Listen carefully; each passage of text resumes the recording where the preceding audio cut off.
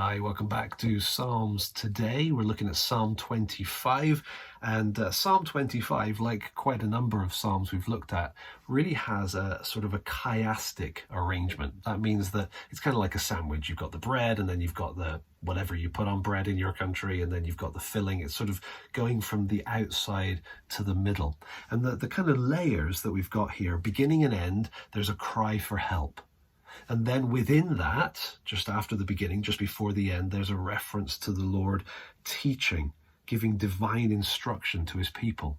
And then inside that, there's a calling for forgiveness, asking for God to remember his mercy, that sort of thing. And so we've got this cry for help, divine instruction, forgiveness, and then we get to the center.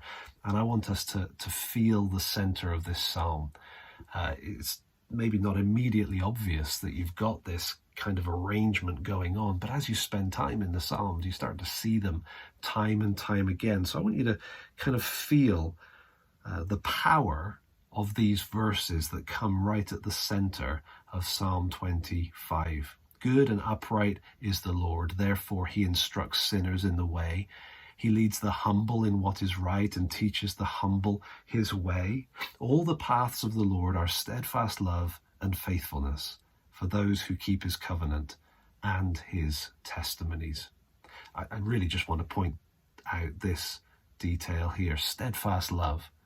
This is a Hebrew term that you could make a case is the most significant term in the Old Testament. This is speaking of God's steadfast, loyal, faithful love. In the New Testament, I suppose we talk about it in terms of grace, but in the Old Testament, there's this richness to the chesed, as it is in the text, and it comes up multiple times through the Psalms and through the rest of the Old Testament. Sometimes, and this is one example of that, sometimes you get the second term added to it, and faithfulness. Exodus 34, for example, you get the full of steadfast love and faithfulness described there when the Lord is describing himself to Moses, his own character. Steadfast love and faithfulness there's a technical term. I'm not going to worry about the technical terms, but really it's communicating one truth using two terms.